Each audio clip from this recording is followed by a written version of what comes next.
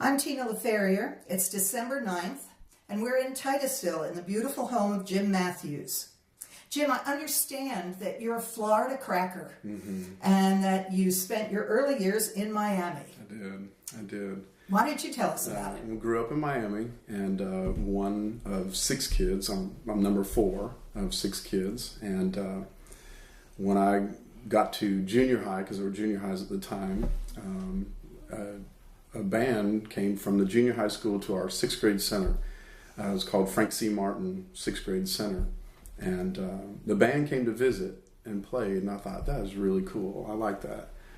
So I signed up for band. And so when I got to the junior high, you signed up for band, but there were 3 different classes. There were woodwind class, brass class, percussion class. I didn't know, but I got into the brass class. And so he went around the room, band director, at that time, there were no testing. He just said, what do you want to play? What do you want to play? So he said, what would you like to play? And I said, drums. And he goes, boy, you're in the brass class. And I said, okay. He says, pick a brass instrument. I'll come back to you tomorrow. I said, okay. So I went home and I asked my dad, and my dad was a trumpet player. He was actually in Al Wright's band at Miami High. Yeah, it was really cool. And so he had a cornet, and he was, he'd play and stuff like that. So I'd seen the trumpet. And he said, you should play French horn. I said, okay. So I went back the next day, and he said, so what'd you decide? And this is in front of the whole class. And I said, French horn. He says, what's your GPA? I said, what's a GPA? He goes, never mind, boy.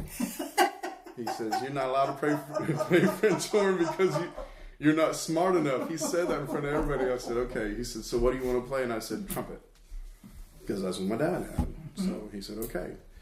And I was blown away, but my dad went and got me. We had 6 kids. He was the only one working, and he took me down to the music store and bought me a King trumpet. Wow. And I was blown away. That was a big deal. And then he started me that day. I didn't know it was tough. And he said, this is a chromatic scale, and showed me that. Here's the fingerings, and play. And on the first day, I'm playing the chromatic scale and stuff like that because he did that for me. So anyway, then I went on through junior high and high school. And then it came time for me to figure out what I wanted to do. I was an awful student.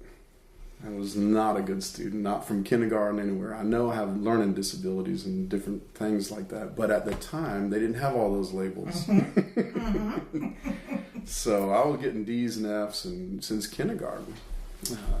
As a matter of fact, I'll come back and talk about this, but when I went to FSU and then finally got my master's degree, out of my master's degree, my wife threw me a party. Wow. And all my friends were there, and my kids were there, and my kids were grown up. And she takes out all my report cards and starts passing them around. And that was so embarrassing because at the time they wrote on your card. Yes. They were all hand done. It was all hand done. You had your grades, and you had your conduct and your citizenship and all that kind of stuff. And it's like Jimmy daydreams. Jimmy doesn't pay attention. Jimmy doesn't turn his homework in. Jimmy doesn't do this and all that kind of stuff. And it was like, okay, but Jimmy had a hard time in school. I didn't get anything. Math, reading. I read 2 books in all of my schooling. I read Sounder when I was in elementary school, and Of Mice and Men in high school. And that was the only 2 books I ever read.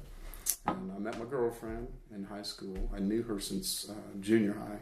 She was in band. And she said, I never saw you take a book home ever. So that's what kind of student I was, but I was good at music. And I had a good ear, and I had a good tone quality. And so then it was time for me to decide what I wanted to do.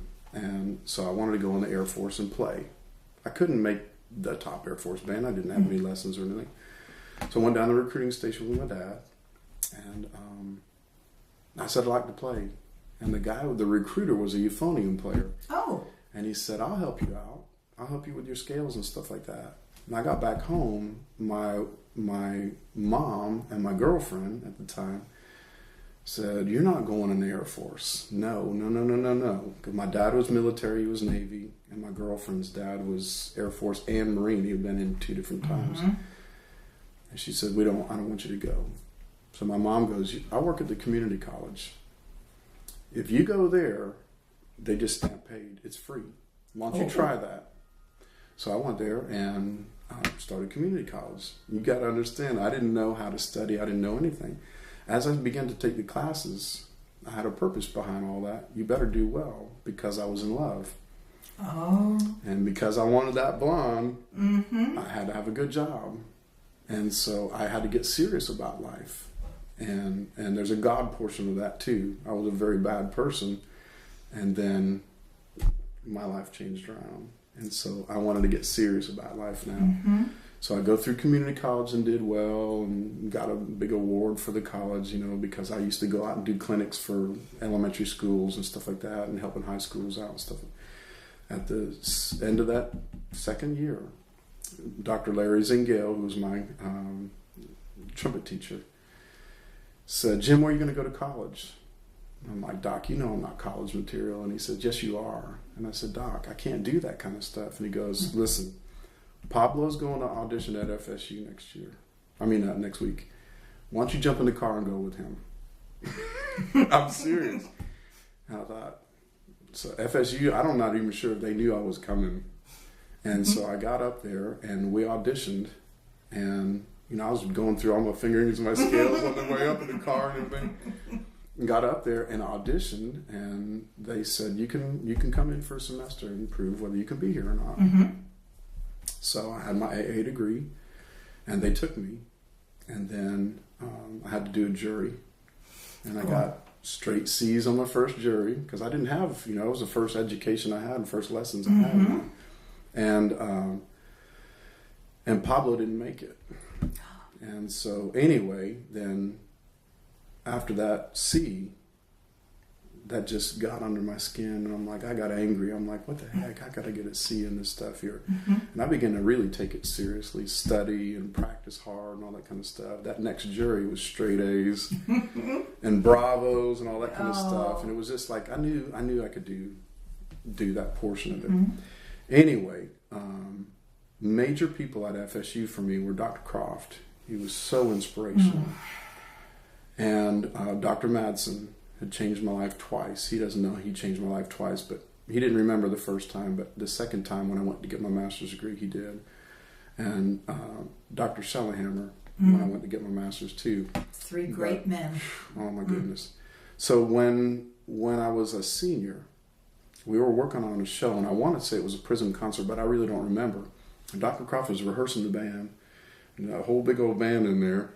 And he just cut off one time, and he looks over, and I was a principal cornet trumpet player, and he cuts off and he goes, "That is the nicest trumpet sound I've heard since I've been, or most tasteful trumpet playing I've heard since I've been at this university."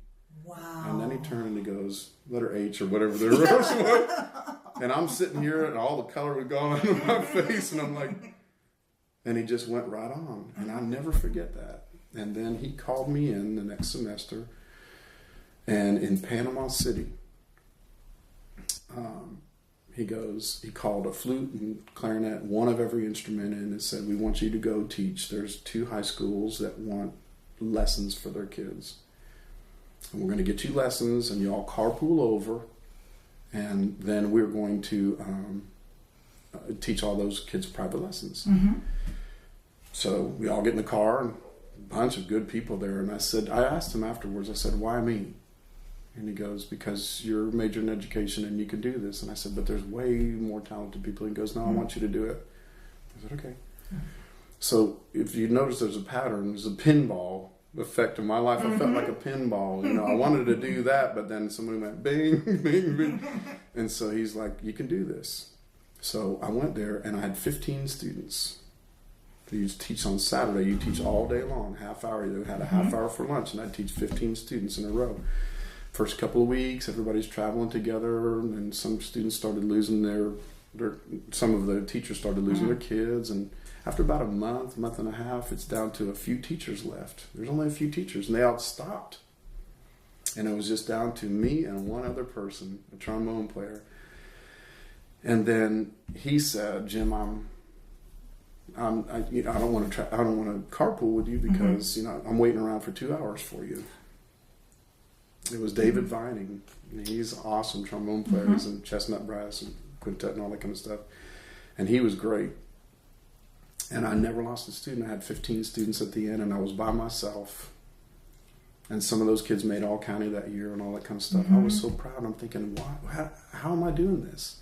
If I named you the teachers that were there, you'd be going, oh my gosh, they were all way better than me. I was just a hard worker. And so I never lost. I had 15 students to start with and 15 students I ended with. And I never saw the opening to the football games because I was teaching on Saturdays. I didn't see that till I got home. I didn't go to the football games the first semester, couldn't afford the tickets. Second year I was there, or third year I was there, I got the tickets. And I never saw the opening of those games. I saw that horse Renegade on TV the first time. So I would go and I would get back on Saturdays in halftime. And I would go sit up there with my same girlfriend. Yes. And now my fiance, and then we got married. And so then we got married, and Andre Airway at that last concert came up to me and he said, I really like how you sound. I really like what you're doing there. Because he had all those Chief trumpet players up there. Nothing against the Chiefs. And I wasn't in the Chiefs. I couldn't do it and get through school. I had already done community college. I had to get through school. And all those trumpet players, and I just leaned over to all of them and I said, they better not beat us. They better not sound better than us. And we did this antiphonal type thing that year, and it was really good. He came down afterwards and he goes, where are you going to be teaching? And I said, I don't know, Orlando or Miami. He said, no, Brevard County. I said, okay. So we went and got married after graduation. And Andre calls and said, I have the perfect school. It's in Titusville, Florida. It's Jackson Middle School. And I said, okay. And he goes, they're doing interviews, in next week or 2 weeks or something like that. And I said, I'm going to be on my honeymoon. And Andre, I love him. But he's like, can't you change that? I'm like, no, I can't change that. I already rented a car, got plane tickets, all that kind of stuff. And so 2 weeks went by. We came back from that honeymoon and had no jobs or anything. My wife's a nurse. And he called back again. Now, in the meantime, I had come up to Orlando and I interviewed at schools in Miami and Orlando and everything. And I never had an interview less than an hour and a half, 2 hours. Goodness. No, every one of them. And I went up the last time was like a week before that. Right when I got back, came up to Orlando, did an interview, stayed with Julie Del Camp, who later married Bob Conger, and these awesome band directors. And the car broke down. And that sets up this story here. So I get the phone call from Andre, and Andre goes, let me let you talk to the principal. And all I got in those interviews was, you're skinny, you're white, you only speak one language, because, I'm in Miami and Orlando, right? Oh. And I kept saying at the end, after an hour, 15 minutes, I said, what are you looking for? And they all said, Mean Joe Green. I want a Mean Joe Green. Like they wanted classroom managers, Which you're an expert at, by the way. Well, it came out to be that. It came out to be that. But I kept getting that rejection. And I think there's a divine intervention in there. This is the place I was supposed to be. So he says, let me let you talk to the principal. I get on there and I said, I'm white. He says, yes, I'm looking at a picture of you right now. And I said, I have no experience. I only speak one language and I barely speak that one well. And he goes, Jim, Andre says you're the person and I want you to come interview. And he says, you can help turn this program around. And I tried every way to get out of it. I said, I'm this, I can't do this, and I don't do this. I don't have experience and everything. He says, come on up. I said, I'm going to have to borrow a car. Mine broke down. I'm going to have to borrow money. He goes, do it. So I came up. Another hour and a half, 2 hour interview. And he left the office for a second. And I had set up another interview in Orlando for that day since I was going to be up here. And everything in my being was going to say, I got to do the other interview. So no, if he offered anything. And Andre goes, he's going to offer you the job. I said, how do you know? He goes, I know. And he says, okay. And the man came back in, Walt Christie, and he said, so would you like the job? And remember, everything I said was going to be no. Or I got to do this. And I said, yes, I want the job. It was another pinball moment. So he gives me a key. and to the band room, and I said, "You trust me with this kid? I'm from Miami, you know." And he goes, "You're the new band director." And so from that point, it was just get in here and get to work. And the band room was in shambles, and there was 126 kids in the program that year.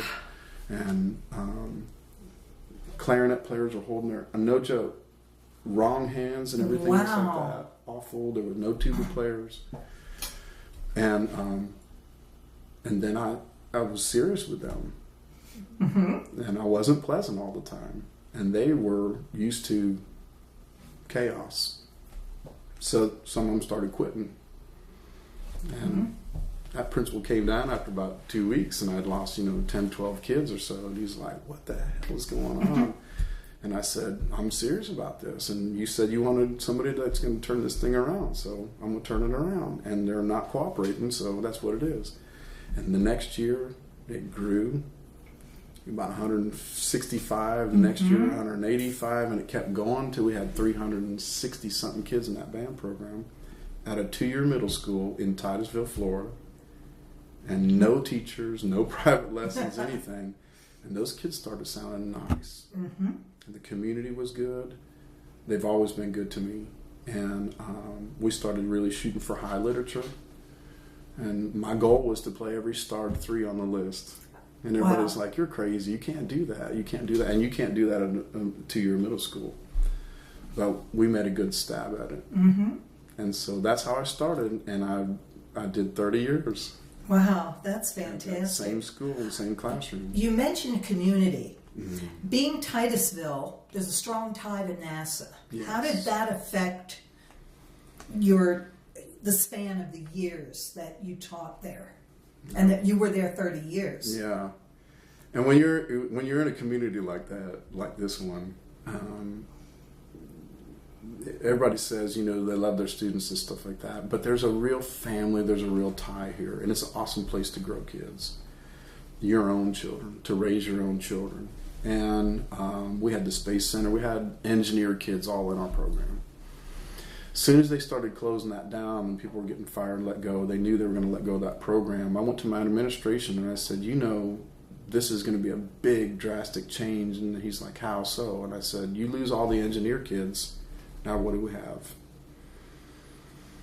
Mm-hmm. This is going to be drastically different." And so we saw that. And there was an exodus from this whole city here. And the clientele started to change, started to get really difficult. There was fights. I can't even tell you how many fights I've broken up. That's just the way it was. Kids didn't have instruments, and I'd go to garage sales and get instruments and fix them up for the kids and stuff like that. I always made them pay for something because I believe they need to invest in that. I remember one little boy, I got him a trombone, and I said, "This is $40. And I'm not going to go into the whole story, but his mom was in jail. And his mom shot the dad in the leg. His dad only had one leg. He lost his leg. And anyway, this little boy paid that trombone off before the end of the year. I had an envelope for him. Mm-hmm. And I said, "You give me $1 here or $1 there." That boy went on to go into high school. He moved and he became a preacher and still is a musician and a preacher. Wow. And he's like, "I'm going to pay for that trombone. I'm going to pay for that trombone." And that's just what you just do. You do what you can for the kids. And I'll bet he tells that story probably from his side also. Yeah. It's a wonderful story no matter which way you look at it. I have goosebumps. It's just, it was an incredible thing. I got to say this, backing up real quick here. That first year, I had no tuba players. One left with any tuba players. There was a string bass player. And so I got one tuba player started in beginning band. I didn't know how to really manipulate so that you got proper instrumentation. And so I started the twins. They were twins, and one boy, he was on tuba, and the little girl was on flute. So second year now, first day of advanced band. They all come in, and that little boy talked back to me. And then I said, "Bring your schedule up." He brought his schedule up, and I said, "Go get your schedule changed. Nobody's going to talk back to me." And that was it. The whole class was dead quiet. He walked out. He got his schedule changed, and the kids go, "Mr. Matthews, what are we going to do now?" And I said, "I don't know. What are we going to do?" And this last year trombone player goes, "I'll play tuba." And from that point on, that taught me, man, you better do what you're supposed to do to get the proper instrumentation, just in case. You better cover yourself. And so we always started from the tubas up. And from that point, I can't tell you, almost for 20, 25 years, we've had over 20 tuba players every year because I felt we needed to get that foundation. And we always had this beautiful, warm, the Jackson sound is what people labeled it around our county here. But I'm going to tell you, Ron Yeomans was a major person for me. And he taught me a ton. Would come in and take notes, teach me how to fix instruments. He told me everything. I would never survive without Ron Yeomans. And after we made our first year superior, I'm going to get back to the community real quick. But the community will hold you to all that. Oh, yes. We made a superior. And Mike Laferriere came up to me and he said, "Good job. Now do that every year after this." And then he walked away. Attain and then maintain, right? And he scared the mess out of me, man. I'm like, oh my gosh, I just got my first superior, and then he did that. And then the next year they didn't. And every year after that. And then we'd take multiple bands. And this community really supported that. And a couple of years, 1 year, 2 years, we took 3 bands. They all made straight superior ratings. But we had parades to do here. At one time, a couple of years, we had 3 parades. We had to do Port St. John Parade, Titusville Parade, and Mims Parade. And this community has supported me in every single capacity. We started spaghetti dinners for our fundraiser. And the last year, we had 1,800 people. Oh, my goodness. I'm talking about for all those years, you know, the mini police guys, the police explorers who used to park, you know, help park and all that. So it looked like there was a major scene, like something was going on at that school. Police lights flash and everything. We had live music, you know, the high school jazz band. Ian Schwint would come over with his jazz band, and Jennifer's on, and they played, and we had community groups that would play, and our bands would play, and people were eating, and our parents cooked all the food and everything like that. It's just the depth of this community is incredible. That one last thing on that, I played at 37 former students' weddings. Oh. Isn't that crazy? Because they it's would go. wonderful, is what it is. It is. It's that deep roots when you talked about the community. You know, I'd always tell the kids, you know, if you want me to play at your wedding when you get there, you know, I'll do that, and I won't take any money for it. You know, there's always a kid every year. Are you going to be alive? And I'm like, yes, probably. I'm not sure, but I said, you're 12, 13, 14 right now. Add 10 years to that. In 10 years, you're going to be 22, 23, 24 years old. I said, I probably will. And one girl flew me up to Tennessee, and I played at her wedding and all that kind of stuff and came back. So this community has been absolutely incredible. Well, you were the right person at the right time. At the right time. That spiritual intervention again. No doubt. No doubt. You're put where you're needed. And you called. You know, you follow the calling, and so that was another pinball deal. You know? Well, that leads us very nicely right into words of wisdom that you have for young directors and more experienced directors who might be experiencing pressure from administration. And what do you do when you don't have enough instruments for the kids? Go ahead and well, you know, circumstances force you to adjust to them, you know, and so because the community didn't have money for instruments and stuff like that, you would do what you had to do. So I got creative with the fundraising and all that kind of stuff, and I'm very frugal. And so I tell my parents every year, we're going to set a 5-year goal. So in 5 years, we want that, 5 years, and we would come up with all that kind of stuff. And I did a lot of stuff. We had incentive programs and all sorts of stuff for kids, and I never wanted a kid, if they made All-State or something like that, or whatever. A kid wasn't going to pay for anything because it was our honor that kid made that. We're going to honor them, and we'd pay for their parents, we'd pay for their hotel, we'd pay for their meals, we'd pay for the parents. They had to take a day off of work and stuff like that. Parking and all that kind of stuff for them. And it was a big deal. If they made all-county band, I was going to buy their lunch that day, So we wanted to make sure our kids never went without. We started a mentoring program with a high school. And I'm getting to the wisdom stuff here. Because of the need, you've got to do what you got to do. And because we have no private teachers in this area or anything like that, we started a mentoring program. When Ian Schwint got here, he bit into all this kind of stuff. I said, orchestra is a major deal. We got to get full orchestra at your school. And it blew up. They got one of the best full orchestras around. We need to have a mentoring program. So I need your kids to come over once a week and teach my kids. And I'm not lying to you. It would start out huge, and then some kids would, over the weeks would get there. But at least every year, 100 kids would show up once a week, and it was like his kids and my kids, and they're teaching and teaching and teaching, and that helped me play the music that I wanted to play. We're required to do a grade 2 and a 1. I could never ever do that to my kids. I couldn't do it. It was just not in my being. And then I felt like if they could only do that, and they go to the high school, they're not going to be able to play their grade 5s and 6s like there's a gap. That's too big of a gap. So anyway, I would do anything that I needed to do to get that job done, and it's just all hard work. So the mentoring program and helping kids out financially and all that kind of stuff, always challenging yourself in literature. There's a lot of good literature on the list, and you could take the easy way out, or you could make kids stretch.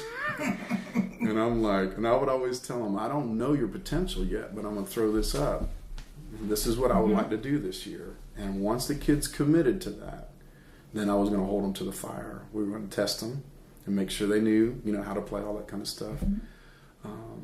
Education and re-educating yourself, continually getting yourself around other band directors, having people come in. I went back and got my master's degree at FSU. And I got my butt kicked really hard. I wanted to quit every time I would go up there. But Dr. Schellenhammer said, Jim, I was individual studying with him. Jim, I want you to, have you ever heard of conceptual teaching? And I said, no. And he goes, okay, so you take a concept in music, instead of teaching this piece or whatever like that, or you talk about a concept. And he goes, I'm going to give you a bunch of videos. He gave me all these videos, and he said, I want you to, when a band director stops to work on something and talks about an actual concept, not play this note in that measure, whatever like that, I want you to tally mark all that kind of stuff there and tell me about it. So anyway, I took those things and I really hit that thing hard. And I found out that most teachers weren't talking concepts at all. They were rehearsing and talking notes and rhythms and stuff like that, but not musical concepts. And so when I got into that changed my whole life. John Gurecki changed my life too, real quick. I'm going to say that. John Gurecki, I went and took a whole day to watch him. And John taught individuals, and I taught bands. And he kicked my butt that day. And I said, John, I don't have time for that. He goes, no, Jim, you don't have time not to do that. If you want a band, you have to have individuals that are good players. So you work with individuals. And that whole way home, I'm trying to figure out, how am I going to do that? How am I going to do that? How am I going to give class time up? And so now we got it kind of down to an artwork, and I'm training as many people as I can. It's not about a band class. I can play third clarinet and know that third clarinet part and not really be good. And you're the only private teacher most of those students are ever going to have. Right? That band director, that's it. And here, I'm probably going to be the only teacher they ever have, and then until they get to high school. So I had to make sure that I was working on their embouchures and their air and everything. We'd go down the line and hear every kid and work with all the kids and individuals and stuff like that. So for me, for wisdom, is don't teach bands. Teach individuals, and you'll have the most awesome bands, right? Always work on concepts rather than that piece of music. If those kids know how to play music and they know how to play music well, let's just say tapering, for instance. Japanese bands got it. Elementary bands, middle school, junior high bands, high school, they do the most beautiful tapering and all that. So why shouldn't we be teaching tapering? We don't just stop notes. boom. That's how we should begin. And you can do that on a last note of a stinger of a march. Boom. Right? So it doesn't have to be long and elongated and all that kind of stuff. So I started thinking about all the different concepts we have to teach. And I sat in my chair in my office in here, and I thought, how come my middle school kids don't sound like pros? I know that's a dumb question, but to me, I had to figure out, how come I'm working my butt off and they still don't sound good? I mean, they did well. You know what I'm saying? They don't sound like pros. And so I started writing down what pros do. And all these were concepts. And then I began writing a book about it. And I gave it to Ian and my son. My son's awesome, brilliant. And he put it into a book. He said, Dad, give me all your stuff. And then when he read some, he goes, you cannot write. And he put it all into a book. And it's an ebook right now. And anyway. Well, how is that available? It's available on Amazon. If you just go on Amazon and you just type in Jim Matthews, it's the first book that comes up there. And it's Principles of Musical Performance. And you wrote a second one also, didn't you? Yeah, that was actually the first one. That was my master's degree project. Okay. I had to have, kids should be able to do this. No matter what year. We can get off track. And this year, I don't remember from year to year what made me successful back here. So I'd have to write things down all the time. So I took all the Alfred, we used Alfred books. So I took Alfred Band Method 1, 2, 3, and their theory books, and the Alfred Drum Method book. And I used to camp every summer and every winter. I would camp to get my act together for, the first semester and second semester. And I began putting out that program, what kids should be able to do in that level system, just like there was an old rank system. And I put them into different levels, level 1, 2, 3, 4, 5, 6, 7, 8, 9, 10 levels. And I'd say kids should be able to do this on the level 1, 2, 3, 4, 5, and all that. And when I finished my master's degree, Dr. Schellenhammer and Dr. Madsen said, you need to send this to Alfred. So I'm like, really? I wrote this for my school. They go, no. We've never seen anything this comprehensive. I said, okay. So I'm done. I pick up the phone. I call Alfred. And I say, who's the person now? I forgot his name. John O'Reilly. I said, can I speak with John O'Reilly? And they're like, you can't. Just talk to him. Just talk to him. What is this about? And I said, well, I just got my master's degree from Florida State University, and Dr. Schellenhammer and Dr. Madsen said, I need to send you this because I've written ties all your books together. They said, okay, we'll give them the message. And about 9:30 that next morning, my phone rings in my office at school. And I pick it up, and it's like, hey, this is John O'Reilly. Oh. I said, seriously? He goes, yes. And he goes, I'm very interested in this. I said, okay. He goes, send it to me. What's your first thought? You'd be like, he's going to steal it, and I'm not going to. He goes, Jim, I know what you're thinking. Just send it to me. I sent it all to him. They gave me an editor. And he goes, now we have schedules with all of our music that comes out, and then books and publications and stuff like that. And that was called the Achievement System. And it's still available today. And he says, it's got to be copied. We got to be able to copy it so that kids can get that. So that band director buys one book, and then they can copy it, and kids do all that kind of stuff. And many people have taken that book and then made their own system out of it. Maybe they wanted to water it down a little bit more or put some of their own things in there. And I'm like, cool, do whatever you want with it. And so that book was really cool. That just makes you think, I wrote a book. This dumb kid from Miami wrote a book, and it's just a joke. All that kind of stuff has happened in my life. When they called and asked me to conduct the All-State Band, I said no. It was Annette Grieve. I said, I can't do that. I'm not that type of person. She goes, yes, you are. And I said, well, I'll call you back. And I picked up that phone. I called Delane Chapman. I love Delane Chapman. And she was my music resource person at the time. And she said, Jim, you need to do this. She goes, this is overdue. And I said, Delane, I'm scared. She says, no, you do it. Get a team around you and do it. And I did. And it was awesome. It was one of the best experiences of my life. And those kids were incredible. And I still keep in touch with some of those kids. They've written me and we keep in touch. Facebook friends and stuff like that. But anyway, That whole master's degree education, surrounding yourself with incredible people, other legacy, people like that. It's just, you can never do this job by yourself. You can never do this job by yourself. And as many band directors you can get in your band room when it's ugly. When the kids sound terrible, you can never get your band good enough to actually have somebody. If I asked you to come in, Tina, will you come rehearse my band? I'd be scared because you're going to come in and see all my junk.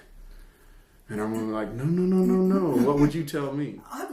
That I'll be there tomorrow. Yeah, and you would say, this is when you're supposed to get me in, when it's bad.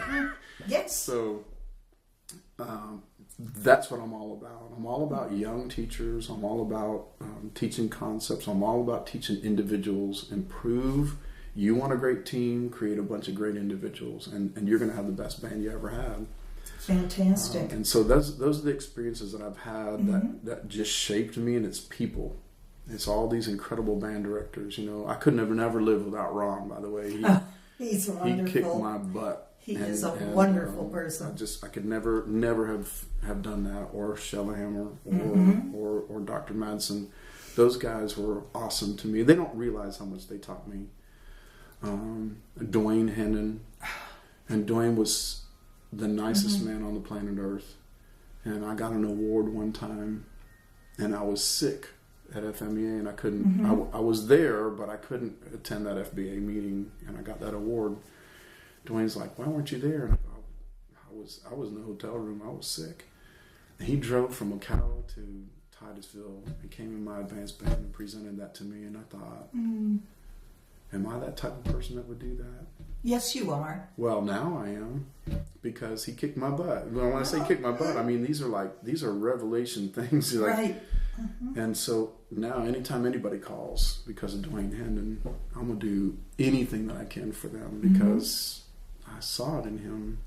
You know what I'm saying? Well, the network of FBA is amazing, and I know you believe in that network and the importance of that network, and that it exists for every director, even if they feel like they're not involved enough. That's the way to get involved. Yeah.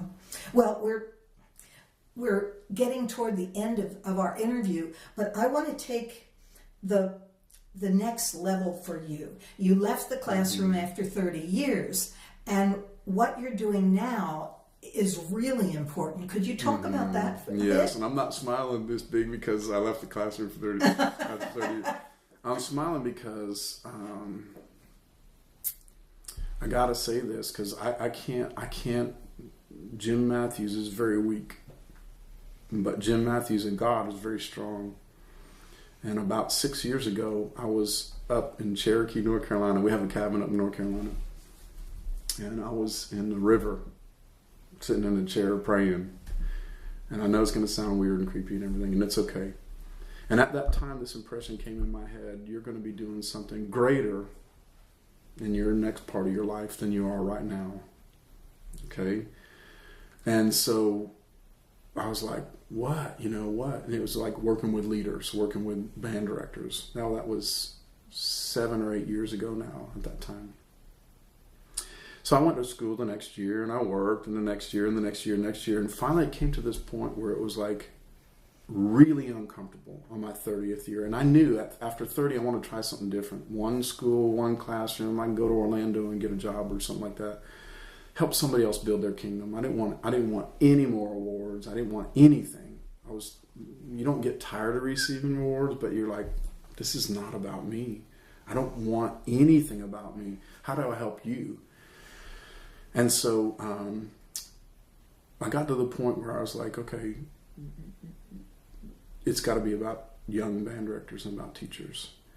And I got to that 30th year, and this uncomfortable feeling came over me real strong. This is it. You're done in this classroom. You're going to unplug right here. And everything that I did that year, this is your last opening parent meeting. This is your last, winter concert. I'm marching down Titusville, US 1. This is your last parade. And I'm like, it was kind of surreal. And by January that year, I talked to Cindy Johnson, who's my new resource teacher for Brevard County, and I said, Cindy, I'm done. She goes, what are you going to do? And I said, I don't know. I don't have the answer, but I know I'm done. And so I said I could work here in Brevard. I could help people. And she goes, there's no position like that. And I called a couple of friends in the county office, and they go, there's no position. And after MPA that year, 2.5 weeks after that MPA, I get this text, and it says, we're working on a half-time position for you.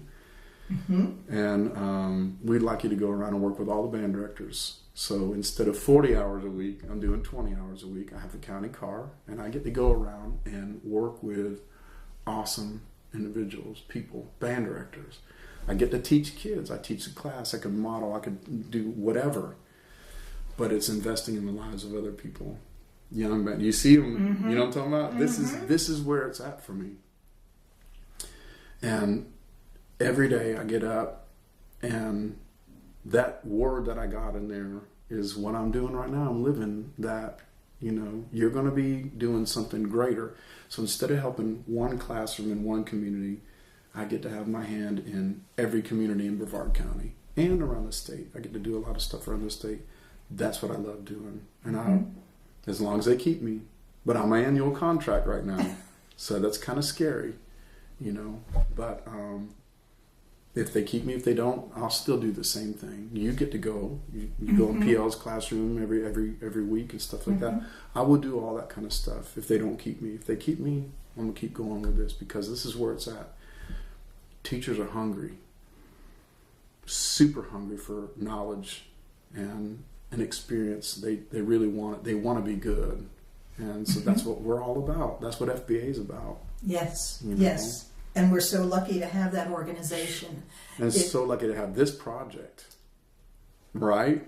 Yes. And you've done 60-something of these between you and PL and Sean. Well, there's a committee, yeah. And several of us have done, but we're into the 60s with numbers of interviews of our legacy people. And if people watch these, they'll see that it was no cush job for anybody. Everybody started at the bottom. Boy, you're too dumb to play French horn. I mean, if I watch those videos, those legacy videos, how many started because somebody told them you should try this or do this or this is what I have in my closet, that's what you're going to do. And they turn out to be band directors. Yes, yes. Isn't that awesome? Well, you are awesome. Well, thank you. And this You has been an awesome interview, and unfortunately, it's time to say goodbye. I know. Well, thank you so much for everything you do. I appreciate it. Thank you. You're welcome.